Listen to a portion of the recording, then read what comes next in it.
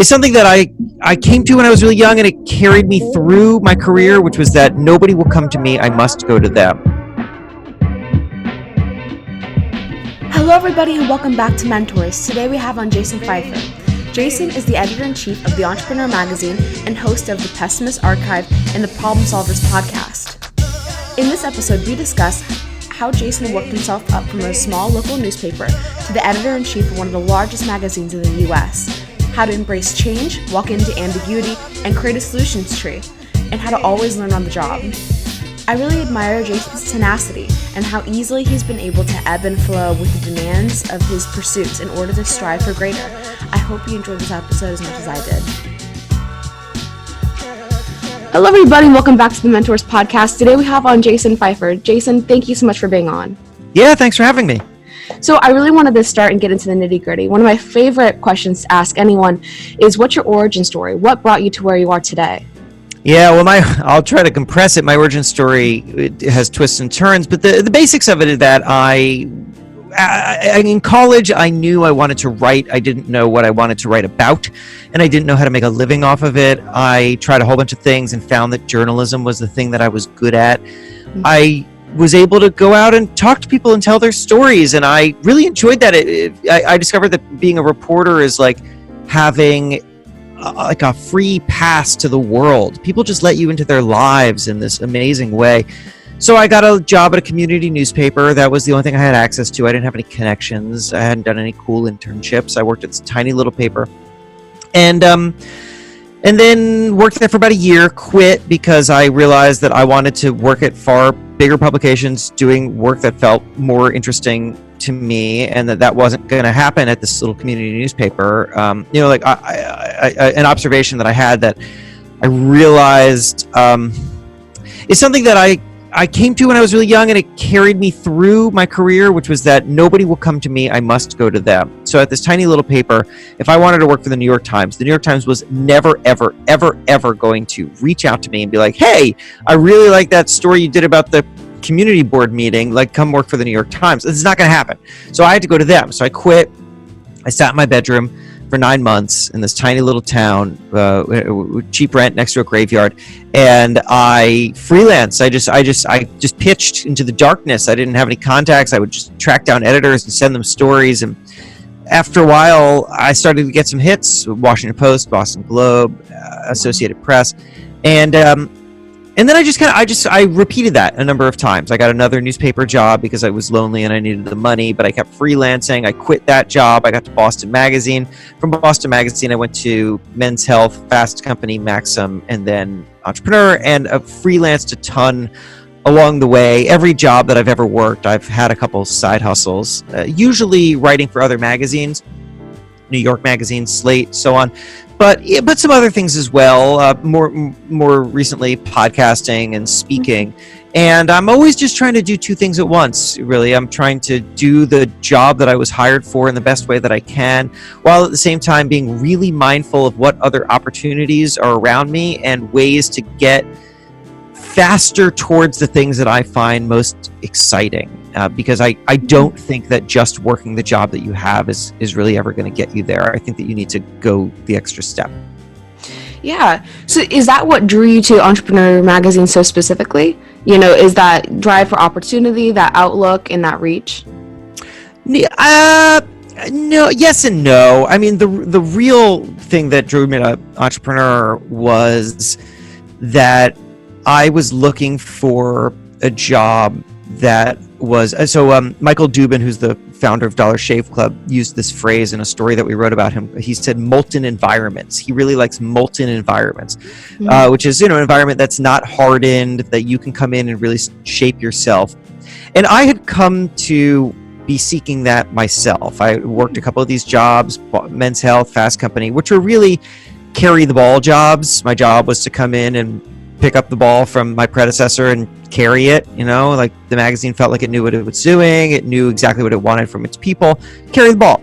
And that's most jobs. And after a couple of those, I really didn't want to do that anymore. I was looking for molten environments. And when I got in touch with Entrepreneur, they were just looking to make some really big changes and looking for someone with a vision to come in and steer those changes and really have an impact. And this is a brand that is very, very embracing of change, and there's very little bureaucracy here. You can have an idea and we can execute it. And that was what was really attractive to me. And honestly, I thought of it as a media job. Come in, remake a magazine, think about digital, just stuff like that. And it was only later that I came to really immerse myself into the ethos and language of entrepreneurs specifically, and that opened up a whole other world. Yeah, because I know a lot of your talks, because now, like you recently mentioned, you do a lot of speaking gigs. You get to go around the country, maybe even international, and speak on these topics. And being the editor-in-chief, how does an entrepreneur think? Or rather, what's that skill set? What's that, mindset that allows an entrepreneur to succeed and be an entrepreneur? The number one thing is embracing of change. That is the key to everything. And the thing that I see repeatedly from the entrepreneurs that I talk to who are successful is that they have gone through many, many variations of themselves and their company, and they have gone through it understanding that the thing that they are now will not be the thing that they are tomorrow. And so they don't hold on too tightly to it. Instead, they're constantly trying to understand what they're lacking and how they can improve and how they can change. And there are lots of different ways to think about that. Reid Hoffman, the co-founder of LinkedIn, says that everyone should live in permanent beta. That's the mindset that people should have, right? That you are always a product in beta. You're never a finished product. Malcolm Gladwell told me that his line to me was, self-perceptions are powerfully limiting, that if you think of yourself as only one thing, that you'll turn down all these other amazing opportunities. And I just hear versions of that from so many people. I find it to be the most true thing about success is the embracing of change. Yeah, that universal. And I love that outlook, because I think it usually always comes down to one thing. And if you can put it simply, like embracing change or adapting to change, everything else just falls underneath that category, right? Yeah. And I feel like problem solving is such a huge part of that. But what I've noticed out of most of the kids my age, maybe it's just because we're 17, 18, 16, but we have a really hard time with problem solving. We don't really know how to look at the world or look at a math problem and go, I know how to solve it. Most of the time it's because the teacher tells us, hey, this is how you go through this math problem step by step. So now we know. But when it comes to adapting, it's really bad. So how would you propose to, especially a younger person, like, hey, life is scary, but here's how you problem solve. Like, here's how you adapt to change. Yeah, that's a really interesting observation. So it's funny. I mean, this is obviously much, much, much younger, but it's like the most simplified version of the thing that you're talking about, which is so I have a 3.5-year-old son. And the other day he was sitting in the kitchen and watching, in the mornings we give him my wife's old iPhone, and he watches Nick Jr. or whatever on it. And it stopped working. And so he flipped out. And then I went through these series of things to try to figure out what was going on. And while I was doing it, I was trying to explain to him what I was doing, right? Because he has, and he's 3.5. Like, he has a very, he understands, it either works or it doesn't. And if it doesn't work, then, oh God, the world is ending. Mm-hmm. And I was trying to explain to him the various things that I was trying, right? So okay, so the first thing that I'm going to do is I'm going to see if this is a problem with the app. So I'm going to close the app and reopen the app. Okay, it's still a problem. I'm going to connect the phone to a different Wi-Fi. Let's see if the problem is the phone or is the problem the Wi-Fi, right? And you just kind of keep testing things. And I was trying to explain this to him, and of course he's 3.5. He has no interest in it. But the reason I bring it up is because what I was doing was creating a solution tree based off of patterns that I've experienced before, right? I've run into a problem like this enough times that I know the problem is probably either with the app with the phone, or with the Wi-Fi. So we've got to now test those three things, and then we'll identify which is the problem, and then we'll go towards it. It's just a solutions tree. And I think that everything that we run into in some way or another just requires a solutions tree. And the question then is, do you know how to build it? And of course, when we're facing situations that we've never had to solve for before, we don't really know how to build the solutions tree. And so my advice to anybody who's at the beginning stages of that is to, one, understand that whenever you run into a problem, there are multiple options and one like really good solution.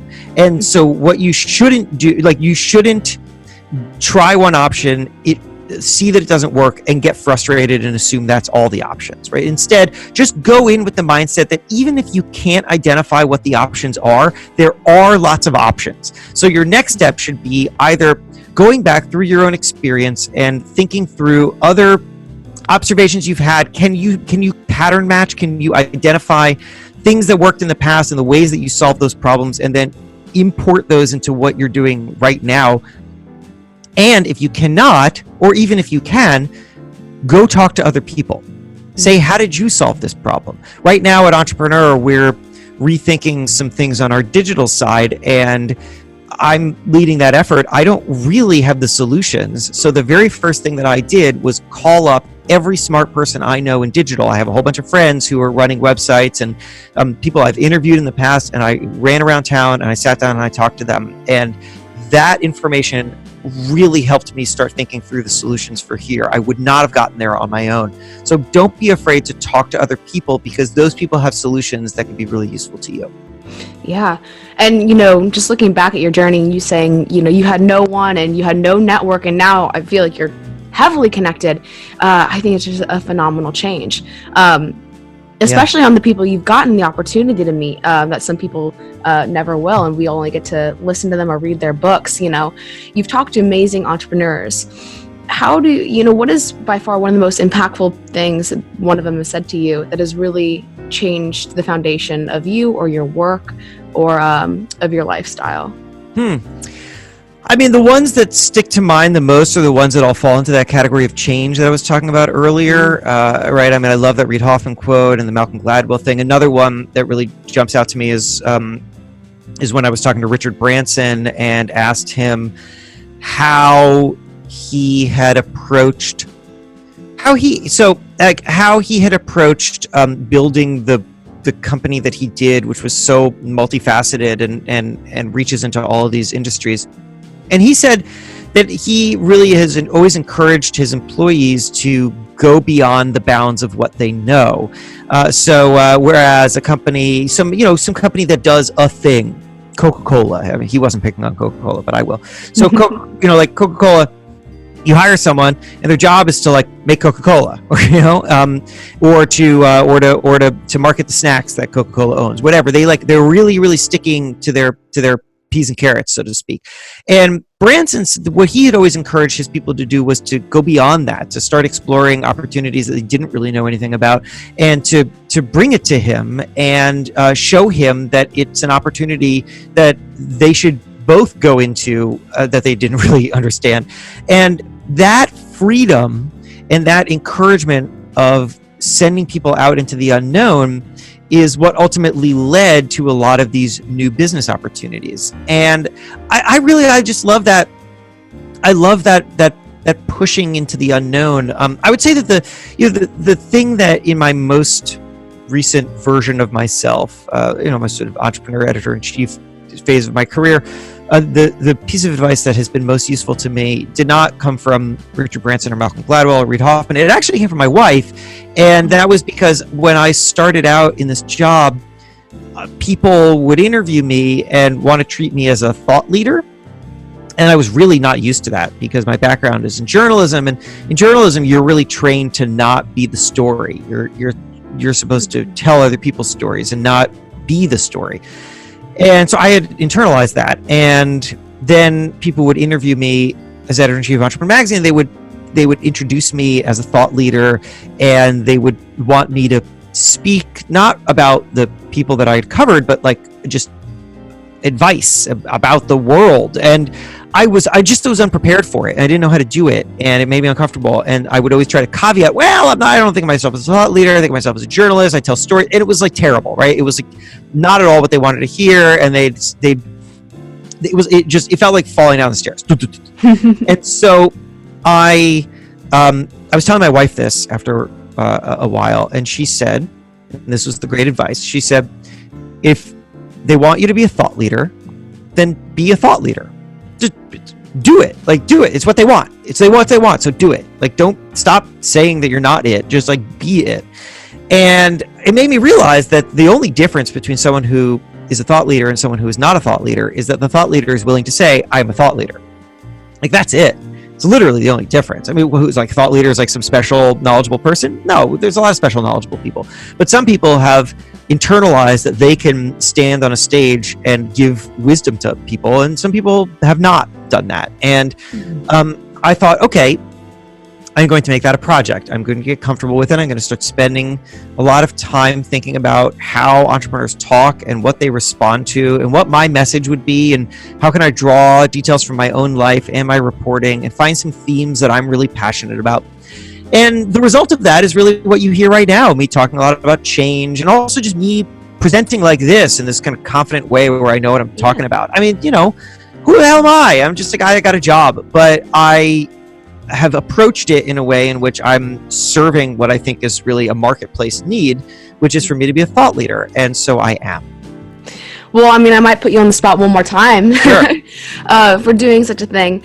What advice do you have to the new generation, through your work and through, what you've become and the change you've embraced of being a thought leader and, being an editor-in-chief?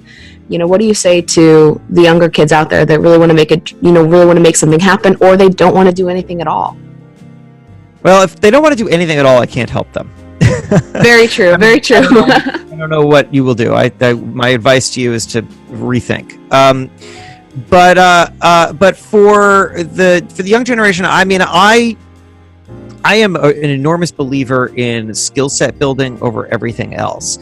That you should be putting yourself into situations where you are learning and where you are developing in a forward momentum way, and that you shouldn't take a job just because it's cool. You should take a job because it can teach you something, and the second that you are not learning on the job anymore, it's time to go find another one.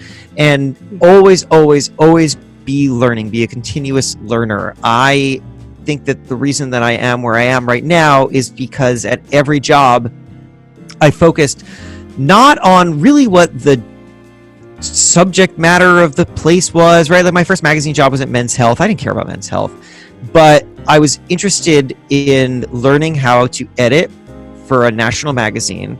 And there's a particular kind of editing called packaging that Men's Health had done particularly well, and I wanted to learn that because I thought that would be a useful skill set.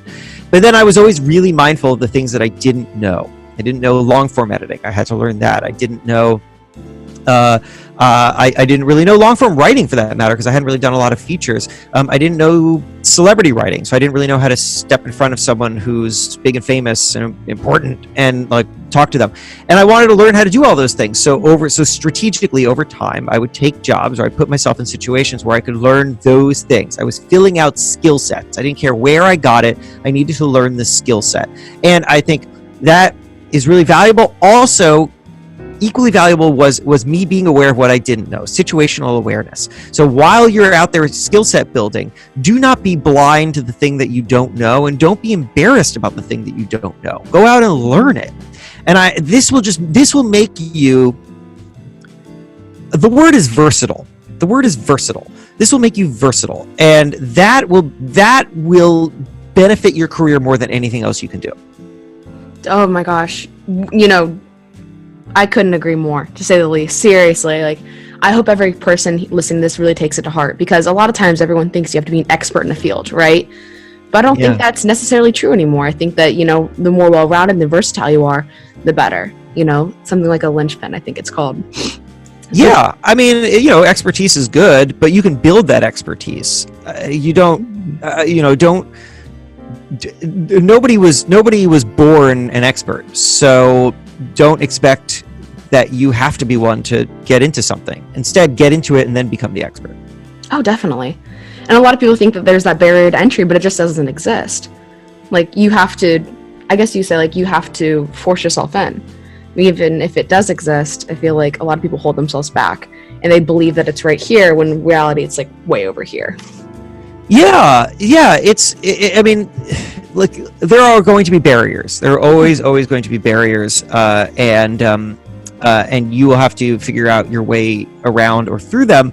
And I think that comes from, like, the solution to that is to learn and to be really clever and to take different directions, and also, frankly, to be totally open with the fact, and it is a fact, that the path will be unpredictable. And if you are sometimes, like, I don't know, if I had decided at one point earlier in my career, I decided that working for the New York Times was my goal. And if I had stayed laser focused on that, I certainly wouldn't be here. I don't know where I would be. Maybe I would have made it to the Times. Maybe I wouldn't have. Certainly at the time when I was trying to work at the Times, that wasn't happening. I was too young and inexperienced. I didn't have any connections. And I didn't live in New York, so I wasn't going to get into the Times. But when, but because I like, that goal to get to the New York Times was really not about the New York Times. It was really about giving me a direction at the moment. I think that you need a direction. You need a place to move towards. You need a sense of momentum. And you can change your goal along the way, and that's okay. In fact, it's good, because you're taking in feedback, you're taking in the things that you've learned along the journey, and you're adjusting. So my goal has shifted over and over and over and over again. And the point of the goal is, I think, not necessarily always to reach it. If you reach it, that's great. But more so, it's to give you a direction, and you can figure out your path as you take the path. More true words than ever. I know so many kids that really know their direction right now. Like, they really know, I'm going to go to college, I'm going to be a doctor, right? And they work up to that. And sometimes they make that goal, sometimes they don't. But most of the time, more than I found, a lot of kids that just have that sense of direction, but, change as they go, they end up more happier. A lot of people that I know, they say, I'm going to be a lawyer, I'm going to be a lawyer. And then they become a lawyer. I mean, there's not much of a journey in that. And it's just kind of a stagnant thing. It's not as fun. Well, but if they truly felt the entire time that they wanted to be a lawyer, and then they became a lawyer and they're happy about it, then that's great. Good for you. You had a really, really direct journey. I think it's rare, but it's certainly possible. I mean, listen, it doesn't have to be like a fun, wacky journey. If you want a thing and you go out and got the thing, then, hats off.